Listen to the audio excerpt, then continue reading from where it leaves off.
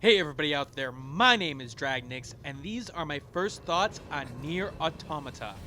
Now, I will be doing a full review of the game in the coming week. I hopefully will get it done before I have to start the new job, but the thing is that there's a lot to put into this game. I've already got 30 hours put into it.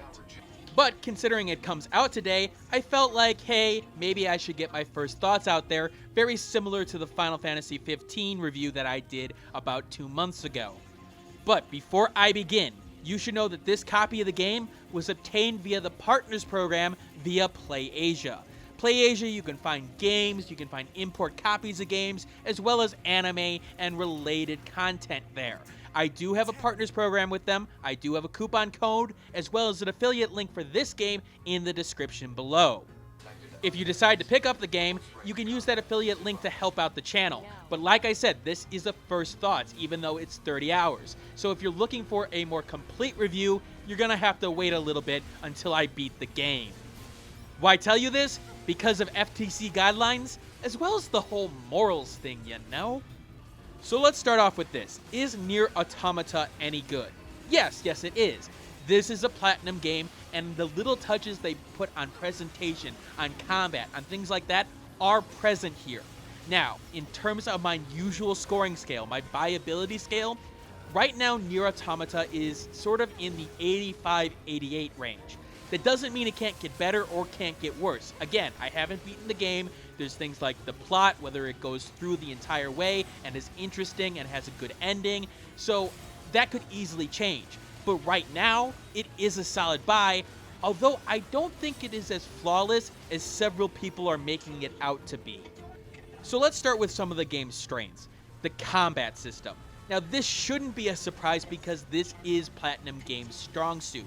The fact is they are one of the best spectacle genre creators in the entire genre, up there with Devil May Cry, and Nier Automata is no different, although they've made a little bit of an adjustment to the core mechanics, aka their witch time, aka their switching of weapons and sub-weapons, along with the abilities to let you adjust to combat on the fly, which is very, very important here.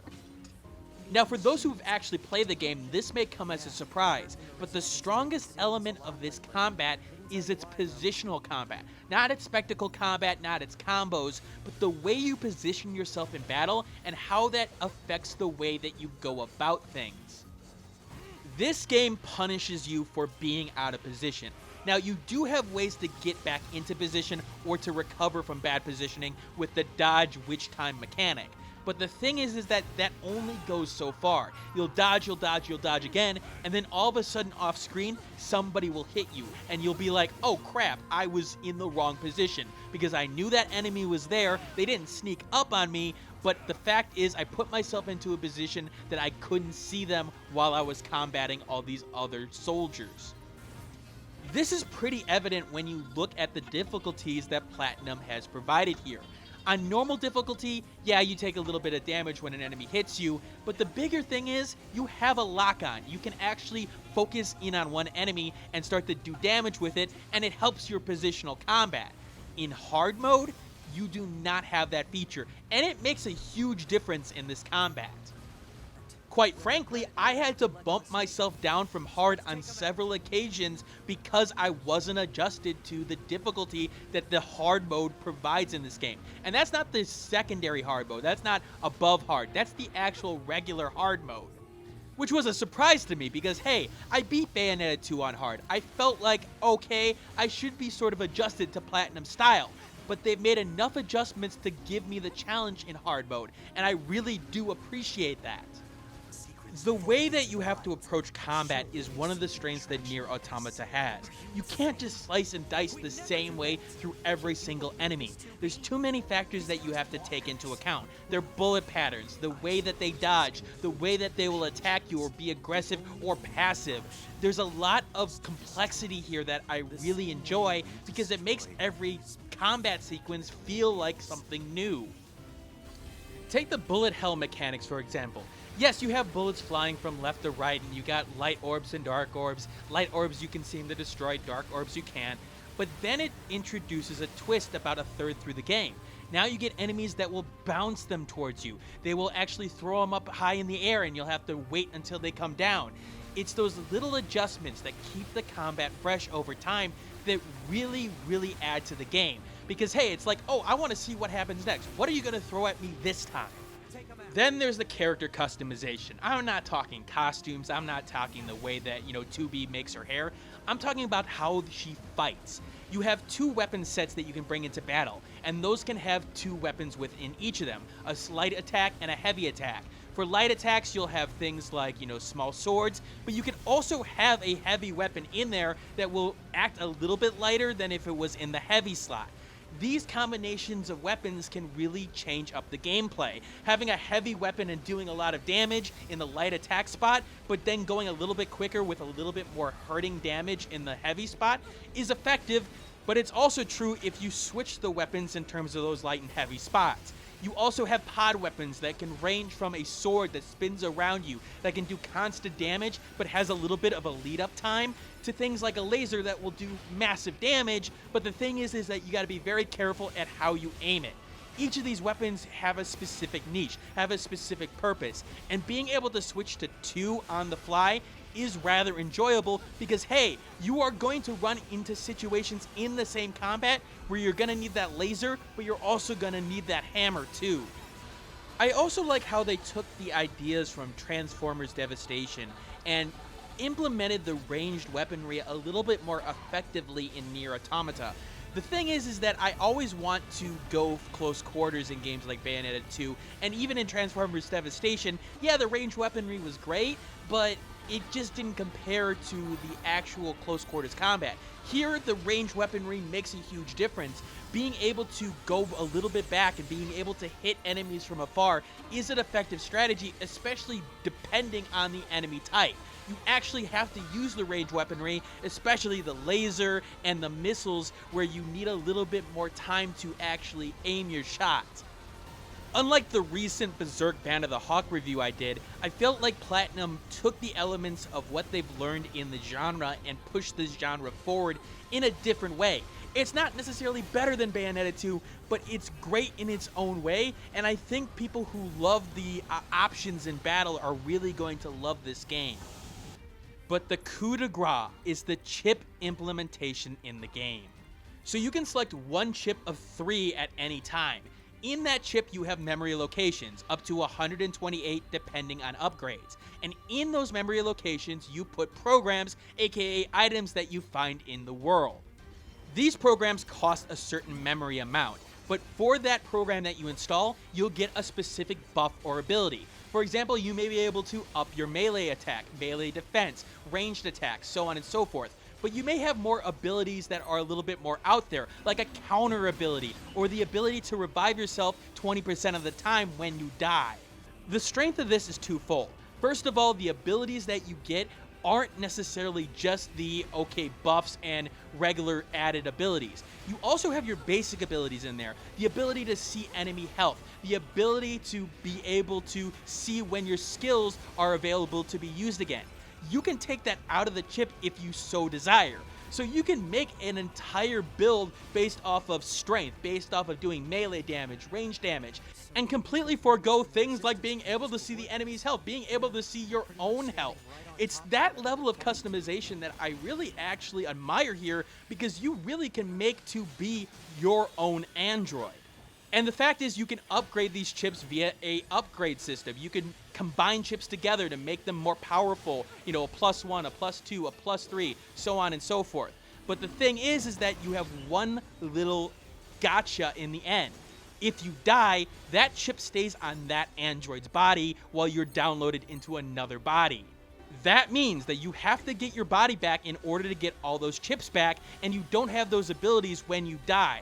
The thing is, that makes things a little bit stressful, especially if you died in an area that has bigger enemies or enemies that you didn't face before. Now you got to be a little bit careful. Now you got to be like, oh wait, these enemies may be able to kill me again, and then I'll lose those chips forever.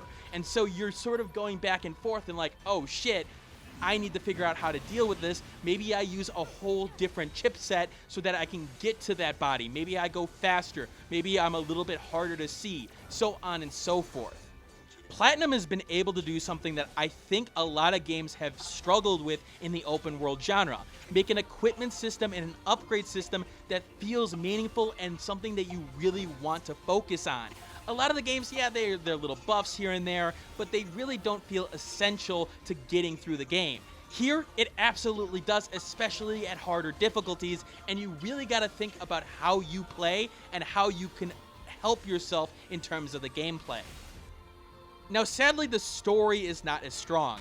Not to say that the story is bad, it's just typical for a Platinum or a futuristic dystopian type genre. There are androids, the humans are sort of, on the moon, they're waiting for the androids to take care of these threats, and there's always these little subplots that come up about, wait a minute, can we trust these people, can we not? Am I fighting for what's right? What does it mean to be human? Things that you would expect from a futuristic type game. That's not to say that the story is boring, far from it. I really like the relationship that's building between 2B and 9S. They are obviously fighting for the humans, and they are androids. But you see how the humans affect them. You see how 9S's fascination with human culture and how he incorporates that into his relationship with 2B. It is really, really cool. The first time that 2B calls 9S a certain nickname that he wants her to call him as, that's a cool moment. That is a moment where you're sitting there going, oh my god, they're actually growing. Maybe they're more human than they thought. And the thing is, it really works for these two characters. They have emotion without having emotion. I know that sounds like a contradiction, but they're androids who, very similar to Data in Star Trek The Next Generation, they are fascinated by the ideas that are coming out, and while 2B's a military robot and is very, very by the books, over time she starts to see the strength and starts to sort of let go of certain things. And I really appreciate the way that the writing is bringing that into the fold. It is bringing in an interesting angle to it. Now, with that said, one of the reasons why I don't want to call this story great is that I feel like it's really going to hinge on the last third of the game. It's setting up a lot of subplots. It's setting up a lot of exposition. And if it doesn't deliver in that area, I could see it falling very, very flat on the ending. It is a good set of exposition that they built here, but it almost feels like it's going to go the way that I think it's going to go. It seems a little bit too obvious to me, and knowing Platinum, I don't know if they have the skill necessarily to go in any other direction. This is something that I really can't hold against the game at this point, but it's something to keep in mind if you are going to get the game. It may not surprise you in the end. But the way they've incorporated the world into this story is also really, really cool. The section where you have robots who are just going, they're having fun in a festival type town with roller coasters and things like that. That is a cool way of introducing some threats to you, but are they threats? Are they not? There's this question of what are these robots doing? This is not the robots that I've been told in terms of these, horrible, horrible things. They'll only attack you when you attack them. But then you'll get another section where they're horrible, horrible, hostile robots that are going to go after you no matter what. So the way that it plays off the world and its locations is really good here in terms of a storytelling medium. Okay, I've talked about the strengths of the game. What are the game's biggest weaknesses? Well, this may sound strange to people because, hey, this is a game about androids, it's about the future, dystopia, so on and so forth. But it's its sense of realism in terms of gameplay. Okay, what am I talking about? Well, let's take the quest, for example. You find a quest on the map, you have a certain objective, like, find this person or kill this enemy, and you go and do it. But it doesn't tell you exactly the entire story. It doesn't tell you, for example, what level you should probably be, which can be a problem for certain people when you go into a battle with a level 40 boss and you're only level 20. Now, don't get me wrong, that can lead to some fun situations, but I had some enemies where I faced level 55 enemies and I was level 15. That was to the point where I was getting slaughtered. I would have an explosive enemy come out of nowhere where I'd never been introduced to explosive enemies before, and then all of a sudden I'm looking at the game over screen. There is a frustration factor to this game in that sense, and I really don't enjoy some of the surprises that Nier Automata has for me. Navigation is also a problem in Nier Automata, and what I mean by that is it's not very easy to understand how to get to a certain place on the map. The way the map is presented is through altitudes. The thing is that darker areas are seemingly higher up or undiscovered, while lower areas are white or, very, very light gray. The thing is, when it comes to finding a specific path, however, that's where things get a little bit more difficult. Like, you see this little section here, it seems like there is no path there because there is a darker area. But no, there is. You just have to find it. And sometimes that can be very difficult to find, and you may not be able to actually find it because it's at an altitude that you can't reach based on rock formations. This is also enhanced by the fact that early on in the game, you don't have any quick travel options. You have to go everywhere by foot. Now, you do get a teleporter option towards the middle of the game, but the thing is that early on, you are trekking across the land over and over and over again, and it just becomes a chore to get anywhere. For someone who does a lot of side quests like me, that early on game is going to be a nightmare for you. But if you wait a little bit and wait for that teleporter option to open up, things get a lot better. So I would hold off on doing side quests until you get that teleporter option. The game also has little hiccups here and there in terms of the frame rate. Now, I'm not going to say that this game is badly optimized, not at all, but once in a while you will see the game struggle at certain points, and it has to do more with vegetation or areas with a lot of textures. Sand areas, they don't seem to have problems. Building areas, they don't seem to have problems. But places with large amounts of vegetation and a lot going on in the background, once in a while you'll see the game go, huh, huh, huh, like it's struggling to keep up. I also briefly want to talk about the corpse system. The way that the online social element of this game plays out is that you'll find bodies along the way of fallen comrades. They'll have a little story that you can add when you die, and taking that body, you can either revive it, you can pray so that, I guess that helps the other person. I'm not exactly sure what it does, but using that body, you can get new chips from it, retrieve the chips that they had on it, or you can have a helper in battle. Now, that sounds like a good idea. It's the frequency that it happens that bothers me a tiny bit. Like, a certain battlefield may have 20 or 50 corpses, and the fact is that the button that is used to actually pick up the item in question, aka the body, can be used for other things in battle, like being able to do a bunch of damage based off of staggering an enemy. So you go to attack, and then all of a sudden you're trying to pick up a corpse. It is way too much, to the point where I wasn't able to progress at certain points because a body was put at the top of a ladder, and I wasn't able to get by the ladder because it would knock me back off the ladder. That frequency is a little bit too much, so that needs to be changed a tiny bit. Alright, I've already hit the 17-minute mark here, so let me start to sum this up. Nier Automata is probably a game that I'm gonna give a 85 or so, depending on what I see from the rest of the game. If it keeps up the combat, if the story is interesting, it's probably going to be in the 90 range, a must-buy. But right now it's in the solid buy range, and I don't think it's going to drop further than that. It's really got to mess up the story, it's really got to mess up the combat in terms of repetition, but given the combat up to this point, given the quest variety, I do think the game has gotten to the groove where it's like, yeah, this is fun. I want to keep on playing this. I want to do all the side quests because they are interesting. They add to the lore. And while navigation can be a little bit of a pain at times, it's more of the fact that I want to get this review done and over with before I start the other job, that I won't hold that against the game. Now, luckily, I will have the review done by the PC port version coming out, and I do think the game, given Platinum's history on the PC, will be a reasonable port. They always seem to understand that performance is the key thing in a PC port. They may have some limited options at times, but they're going to bring it in terms of, okay, frame rate's going to be up there, quality is going to be up there, you're going to be able to get textures, you're going to be able to improve the game to your system. Anyway, one thing I want to do at the end of this is answer questions. Again, I have 30 hours in the game, and even though this is a quick thoughts video, I know that people have more questions than, that I could do in this small video. So if you have specific questions about, let's say, the presentation, about the music, about the sound, things that I didn't cover in this video, ask away and I will answer them in the comments below. Again, I will be doing a full review, but people who want to buy it now, I know that if there's something holding you back, I want to give you guys the information so that you pick up this game, because I am really enjoying this. I really want to play this and beat this and, replay it on the hardest difficulty, because it is giving me the challenge and it is the platinum games that I enjoy.